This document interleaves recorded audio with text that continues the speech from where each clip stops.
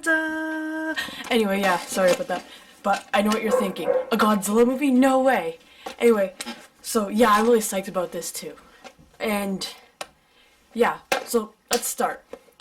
The reason why I picked this movie and decided to pick a Godzilla movie now, because I know a lot of you are probably thinking, why didn't she start off with Godzilla movie? Her name is Goji Girl, is it not?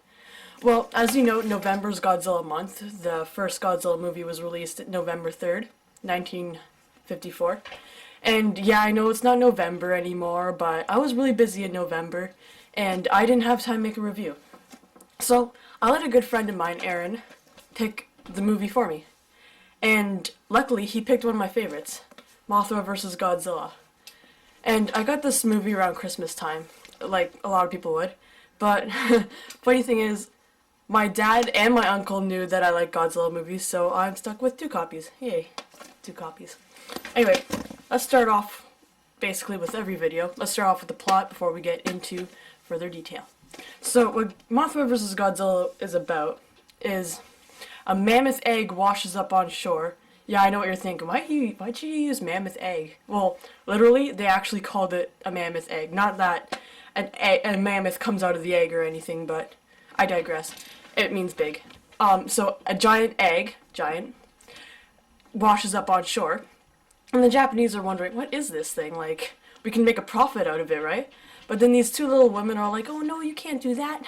Because after the storm, the egg washed up, and they're like, no, you can't do that. This is Mothra's egg. Mothra won't be happy about that.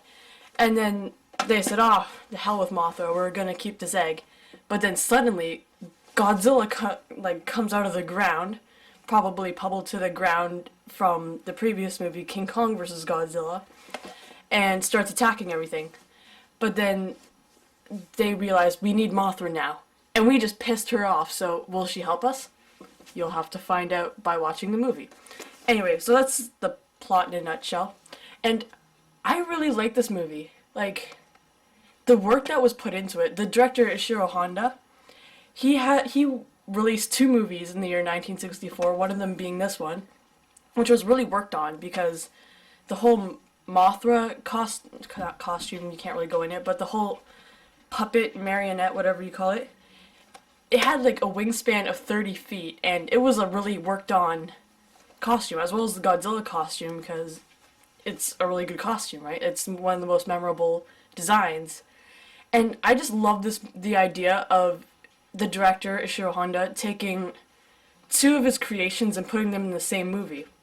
I know this isn't the first time it's been done, like King Kong vs. Godzilla, but I find I like this movie way better than King Kong vs. Godzilla because King Kong vs. Godzilla is kind of cheesy, but this movie is still kind of cheesy, but it's a good kind of cheesy, right? It's like the kind of movie that you look forward to watching on a Saturday afternoon. Anyway, yeah, this is one of my favorite Godzilla movies of all time. I'm not exactly sure why, but all those things I said probably has something to do with it. The scenery is beautiful. The effects are alright. Like, it's not one of the best Godzilla effects of all time, but they're pretty interesting for its time. And yeah, I give this movie 4 out of 5. Like, I'm not saying it's like really one of the really best movies of all time, but it's a really good Godzilla movie, and if you haven't seen it, you really should. So, that was all for that. And, oh right, questions. I wrote them down. So I got 3 questions this time. I'm going to answer them quickly. Do friends and family know about your videos? If so, what do they think of them? This is a question by Dan. My friends don't really know about the videos, but my family does.